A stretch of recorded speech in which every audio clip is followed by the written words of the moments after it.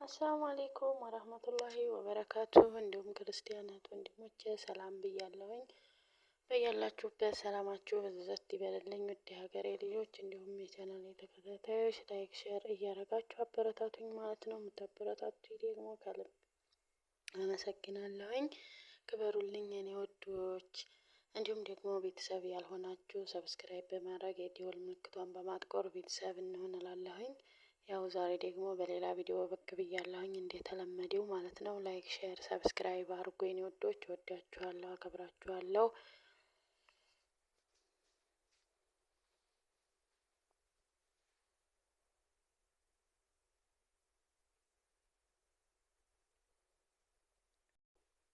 እና ልናውቃቸው የሚገቡ ጠቃሚ ነጥቦች የሚል ነው ማለት ነው የምነግራችሁ የኔ ወዶች። እና ላይክ፣ ሼር፣ ሰብስክራይብ እንዳረሱ። ልናውቃቸው የሚገቡ ጠቃሚ ነጥቦች፣ አንደኛ ተውራት የወረደው ለነብዩላህ ሙሳ ነበር። ሁለተኛ እንጂል የወረደው በነብዩላህ ኢሳ አለይሂ ሰላም ላይ ነበር። ሶስተኛ ዘቡር የወረደው በነብዩላህ ዳውድ አለይሂ ሰላም ላይ ነበር። አራተኛ አላህ ሱብሃነሁ ወተዓላ ለሶዶማውያን የላከው ነብዩላህ ሉጥ አለይሂ ሰላም ነበር። አምስተኛ ነብዩላህ ሉጥ አለይሂ ሰላም የእናጢነት ሙያ ባለቤት ነበሩ። ስድስተኛ ነብዩላህ ሙሳ አለይሂ ሰላም እረኛ ነበሩ። ሰባተኛ ነብዩላህ ኢብራሂም አለይሂ ሰላም ለመጀመሪያ ጊዜ በሰይፍ የተዋጉ ነብይ ነበሩ። ስምንተኛ ነብዩላህ ሱለይማን አለይሂ ሰላም ለመጀመሪያ ጊዜ ቢስሚላሂ ሮህማን ሮሂም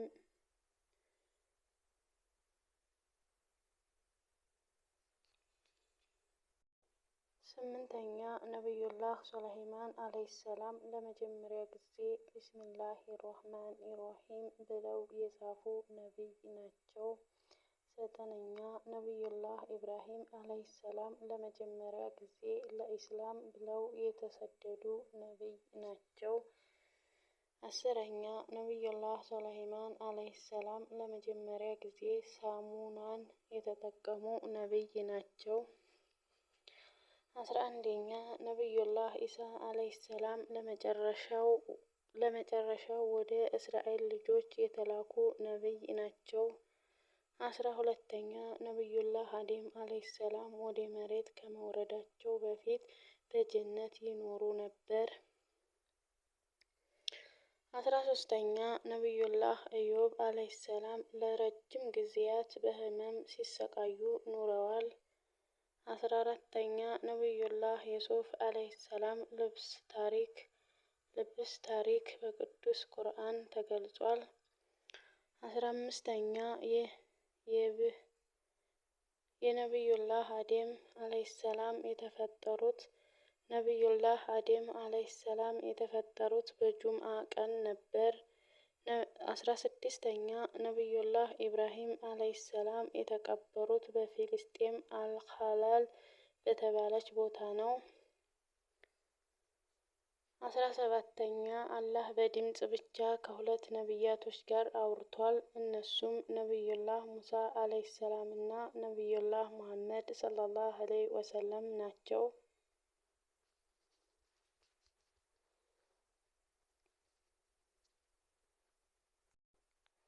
18ኛ 124,000 ነብያቶች ወደ ሰው ልጆች ተልከዋል። 19ኛ ሚና ከተማ በምስራቅ አቅጣጫ ከመካ በ3 ማይል ርቀት ላይ የምትገኝ በረሃማ ቦታ ስትሆን ከሀጅ ስርዓቶች አብዛኛው የሚከናወነው በዚቹ በረሃማ ከተማ ሚና ላይ ነው። 20 ቁርአን በዓለም ላይ በ103 ቋንቋዎች ገደማ ተተርጉሟል። 21ኛ የኮሙኒዝም ስርዓት በተፈጥሮ ሃይማኖትን ይቃወማል፣ በተለይም በእስልምናን። 22ኛ የመጀመሪያው ኃጢአት ወይም ወንጀል ኩራት ነው። እሱም በሰይጣን ወይም ኢብሊስ ነው የተፈጸመው። 23ኛ በፍርድ ቀን የሚጠየቀው የመጀመሪያ ጥያቄ ሶላት ነው።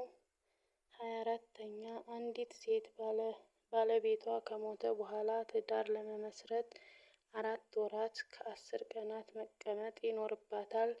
ከዚያ በኋላ አዲስ ትዳር መመስረት ትችላለች። 25ኛ አብደላህ እና አብዱራህማን ተመራጭ የእስላም ስሞች ናቸው። መሐመድ የሚለው ስም በዓለም አንደኛ ስም ነው። 26ኛ ጀነት በጣም ጥልቅና እጅግ በጣም ሰፊ ከመሆኗ የተነሳ ስፋቱ በሰዎች ሊደረስበት አይችልም። 27ኛ ሰዎች በጀነት ውስጥ ምን እንደሚመስሉና ምን እንዳለ ቢያውቁ ኑሮ በዚህ ዱንያዊ ኑሮ አይደሰቱም ነበር። 28ኛ የፈርዖን ሚስት የሆነችው አስያ በተትረፈረፈች ጀነት ውስጥ ትኖራለች። ባለቤቷ ፊርዓውን ደግሞ በጀሃነም ለዘላለም ይኖራል። 29ኛ አልይ ረዲየላሁ ዐንሁ በእስላም የመጀመሪያው እስር ቤት በገነቡ ሰው ናቸው። 30ኛ ዑመር ረዲየላሁ ዐንሁ በእስላም የመጀመሪያውን ደብዳቤ ስርዓትን የተጠቀሙ ሰው ናቸው። 31ኛ ዑመር ረዲየላሁ ዐንሁ በእስላም የመጀመሪያውን የሂጅራ ካላንደር የጻፉ ሰው ናቸው። 32ኛ አጅማዒ ማለት ዑለሞች የተስማሙበት ማጣቀሻ ነው። 33ኛ የእስልምና ህግ ወይም ህገ መንግስት ሸሪዓ ይባላል። 34ኛ የኢድ አልፈጥር በዓል የሚከበረው በሸዋል ወር ውስጥ ነው። 35ኛ የኢድ አድሃ አረፋ በዓል የሚከበረው በዙልሂጅ ወር ውስጥ ነው። 36ኛ የኢድ ሶላት 2 ረክዓ አሉት። የመጀመሪያው ረክዓ 7 ተክቢራ፣ ሁለተኛው ደግሞ 5 ተክቢራ አለው። 37ኛ ረመዳን በሂጅራ አቆጣጠር 9ኛው ወር ነው። 38ኛ ሙሐረም በሂጅራ አቆጣጠር የመጀመሪያው ወር ነው።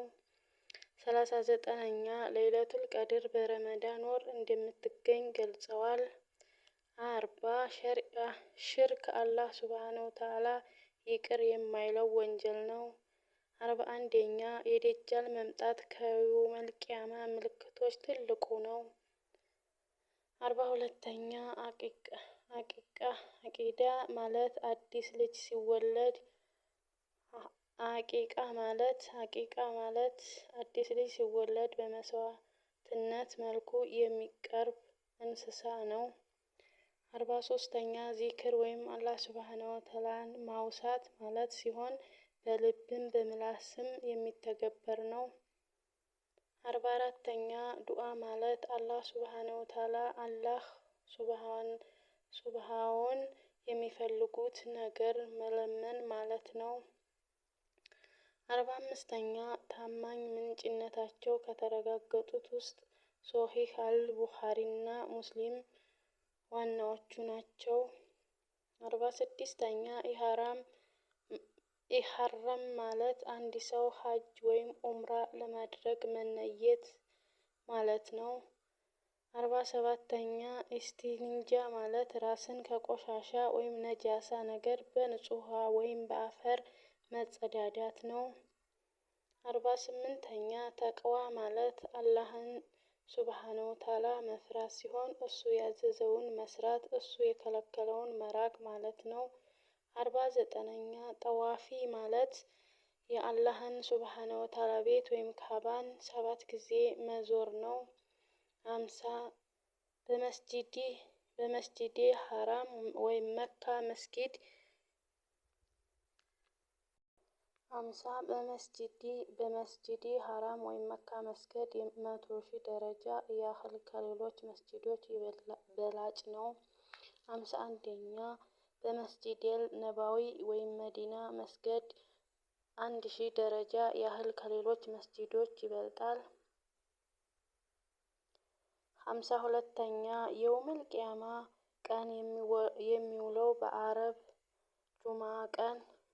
ወይም ጁምዓ ቀን ላይ ነው። 53ኛ የጀነት በር የሚከፈተው በነቢዩ ሙሐመድ ሰለላሁ ዐለይሂ ወሰለም ነው። 54ኛ ህፃናት፣ ባሪያዎችን፣ በሽተኞች፣ ሴቶችና መንገደኞች የጁምዓን ሶላት መስገድ አይገደዱም። 55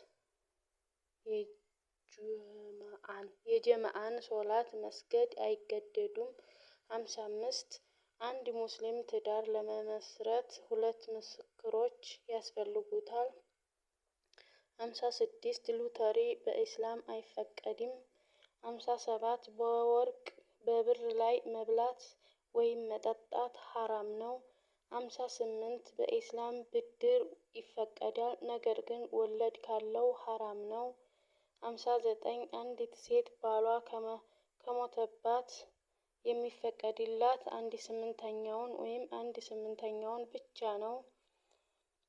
60 ተይሙም ካደረጉ በኋላ ውሃ ሲያገኝ ተይሙሙ ይበላሻል።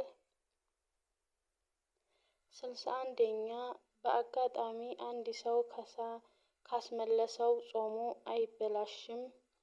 62ኛ ለመንገደኛ ጾም ለመጾም አይገደድም። 63ኛ ሴቶች የውበት ጌጣጌጦችን መጠቀም ይችላሉ። 64ኛ ኮከብ ማስቆጠርም ሆነ መቁጠር በኢስላም ሐራም ነው። እና የኔ ወዶች የዛሬውን ቪዲዮ እንዲሁም በዚህ ጨርሻለሁኝ። ላይክ፣ ሼር፣ ሰብስክራይብ እያደረጋችሁ አበረታቱኝ ማለት ነው። የምታበረታቱኝ እህት ወንድሞቼ ደግሞ ከልብ አመሰግናለሁኝ። ክበሩልኝ የኔ ወዶች፣ ወዳችኋለሁ፣ አከብራችኋለሁኝ። በቀጣይ ቪዲዮ እስከምንገናኝ አሰላሙ አለይኩም ወራህመቱላሂ ወበረካቱ።